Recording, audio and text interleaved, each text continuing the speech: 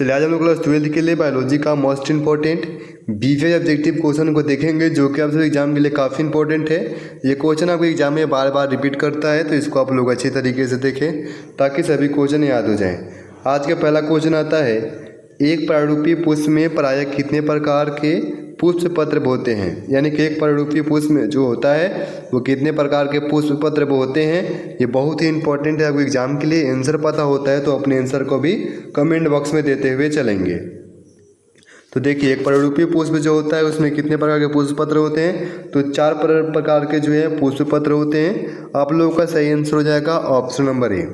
अगला क्वेश्चन आता है, ध्यान में रखेंगे, पुष्प कृषि को निम्न में से क्या कहते हैं। यानी कि पुष्प कृषि को जो है वो क्या कहा जाता है, तो पुष्प कृषि को कहा जाता है फ्लोरिकल्चर। क्या कहा जाता है, तो फ्लोरिकल्चर कहा जाता है। ऑप्शन नंबर ये आप लोगों का सही आंसर है। अगला क्वेश्चन आता है 3 नंबर, पुष्प के नर जनन संरचना को क्या कहते हैं। पुष्प के जो नर जनन संरचना होता है, जो क्वेश्चन आपको एग्जाम में आया हुआ है, पुष्प के जो नर जनन संरचना होता है उसको क्या कहा जाता है, तो उसको कहा जाता है पुमंग, और स्त्री जनन संरचना को क्या कहते हैं, तो जायांग कहते हैं। ऑप्शन नंबर ये आप लोगों का सही आंसर है, इसको ध्यान में रखेंगे, बहुत ही इंपॉर्टेंट है। अगला क्वेश्चन आता है, पराग कणों में विशेषकर कौन सा विटामिन होता है। पराग कणों में जो होता है वो कौन सा विटामिन होता है, तो उसमें विटामिन बी होता है। ऑप्शन नंबर ये सही आंसर है, इसको ध्यान में रखेंगे, बहुत ही इंपॉर्टेंट है आपके एग्जाम के लिए, इसको ध्यान में रखेंगे, बहुत ही इंपॉर्टेंट है। अगला क्वेश्चन आता है, इमैस्कुलेशन किससे संबंधित है। यानी कि इमैस्कुलेशन जो है वो किसके संबंधित है, तो ये आपके संबंधित है संकरण से। किससे संबंधित है, तो ये संकरण से संबंधित है। ऑप्शन नंबर सी सही आंसर है। अगला क्वेश्चन आता है, अगला क्वेश्चन आपका है, समकाल पक्वता निम्न में से किस में होता है। समकाल पक्वता जो है वो किस में होता है, तो वो होता है आपके गुलाबास में। किस में होता है, तो गुलाबास में होता है समकाल पक्वता। इसको ध्यान में रखेंगे, बहुत ही इंपॉर्टेंट है आपके एग्जाम में। क्वेश्चन आपके एग्जाम में पूछा हुआ भी है कि समकाल जो पक्वता होता है वो किस में होता है, तो गुलाबास में होता है। इसको आप लोग ध्यान में रखेंगे। अगला क्वेश्चन आता है, हार्कोगेमस पुष्प निम्न में से कौन है। यानी कि हार्कोगेमस जो पुष्प है वो कौन है, तो वो है आपका मदार। देखिए, मदार जो होता है ये आपके हार्कोगेमस पुष्प के अंतर्गत आता है। ऑप्शन नंबर बी आपका सही आंसर है, इसको ध्यान में रखेंगे, बहुत ही इंपॉर्टेंट है। अगला क्वेश्चन आता है 8 नंबर, ऑर्निथोफिली परपरागन किसके द्वारा होता है। यानी कि ऑर्निथोफिली जो परपरागन होता है वो किसके द्वारा होता है, तो ये होता है आपके पक्षियों द्वारा। किसके द्वारा होता है, तो पक्षियों द्वारा होता है। ऑप्शन नंबर सी सही आंसर है। अगला क्वेश्चन है 9 नंबर, बेलिस्नेरिया में किस प्रकार का परपरागन होता है। बेलिस्नेरिया में जो होता है वो किस प्रकार का परपरागन होता है, तो उसमें होता है आपका जल परागन। क्या होता है, तो जल परागन होता है। ऑप्शन नंबर ये आपका सही आंसर है, बहुत ही इंपॉर्टेंट है, इसको ध्यान में रखेंगे। 10 नंबर क्वेश्चन है, चींटियों द्वारा परागन को क्या कहते हैं। यानी कि चींटियों द्वारा जो परागन होता है उसको क्या कहा जाता है। साथ में आप लोग अपने आंसर को भी देते हुए चलेंगे अगर पहले से याद होता है। तो देखिए, चींटियों द्वारा जो परागन होता है उसको क्या कहा जाता है, तो उसको कहा जाता है मार्कोमोफिली। क्या कहा जाता है, तो मार्कोमोफिली कहा जाता है। ऑप्शन नंबर बी सही आंसर हो जाएगा, इसको ध्यान में रखना है।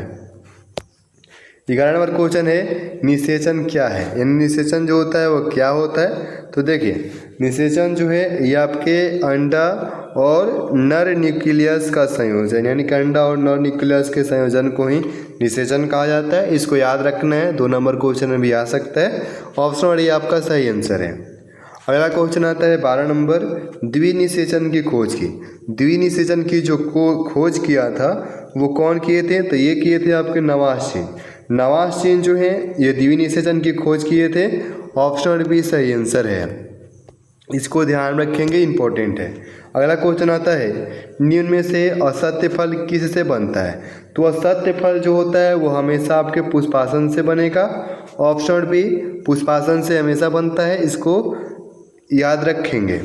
अगला क्वेश्चन आता है 14 नंबर, सत्य फल का निर्माण किससे होता है। तो सत्य फल का जो निर्माण है वो आपके अंडाशय से होगा। किससे होगा, तो अंडाशय से होगा। ऑप्शन नंबर ए सही आंसर है।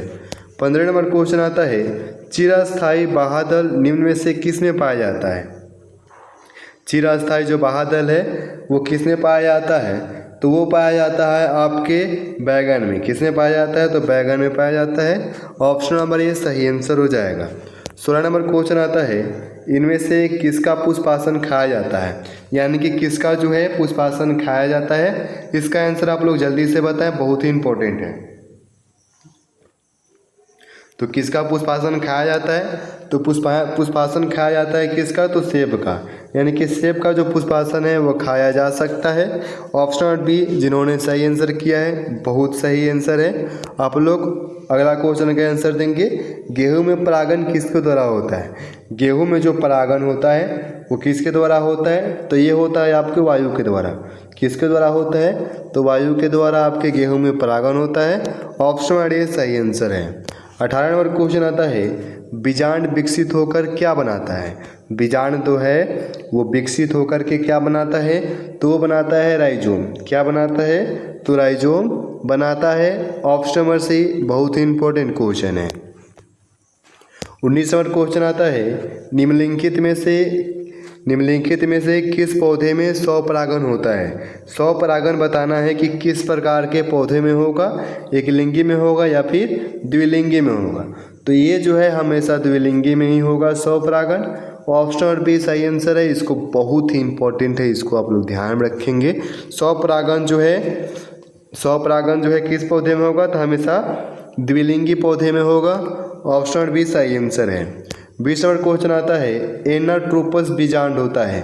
एनाट्रोपस जो बीजांड होता है वो कैसा होता है, तो वो होता है उल्टा। कैसा होता है, तो उल्टा होता है। ऑप्शन नंबर बी सही आंसर हो जाएगा। इसको ध्यान में रखेंगे, थोड़ा इंपॉर्टेंट है। 21 नंबर क्वेश्चन है, निम्न में से कौन पौधा जलोद्भिद है। कौन जो पौधा है वो जलोद्भिद है, तो वो है आपका सिंघाड़ा। ऑप्शन नंबर ए सही आंसर हो जाएगा। अगला क्वेश्चन आता है और ये लास्ट क्वेश्चन है 22 नंबर, अनुन्मील्य परागन वाले पौधों में निश्चित रूप से होता है, यानी कि अनुन्मील्य परागन वाले जो पौधे होते हैं उनमें निश्चित रूप से क्या होगा, पर परागन होगा कि स्वपरागन होगा। इसका आंसर आप लोग कमेंट बॉक्स में जल्दी से दें। तो देखिए, अनुन्मील्य परागन वाले जो पौधे होते हैं उनमें निश्चित रूप से हमेशा जो होता है वो स्वपरागन ही होता है। ऑप्शन नंबर ए सही आंसर हो जाएगा। बहुत ही इंपॉर्टेंट क्वेश्चन है आपके एग्जाम के लिए। 22 क्वेश्चन कंप्लीट हो गए। 22 में से कितने क्वेश्चन का आंसर आपने सही किया है, ईमानदारी पूर्वक कमेंट करके बताएंगे। मिलते हैं अगले वीडियो में। धन्यवाद।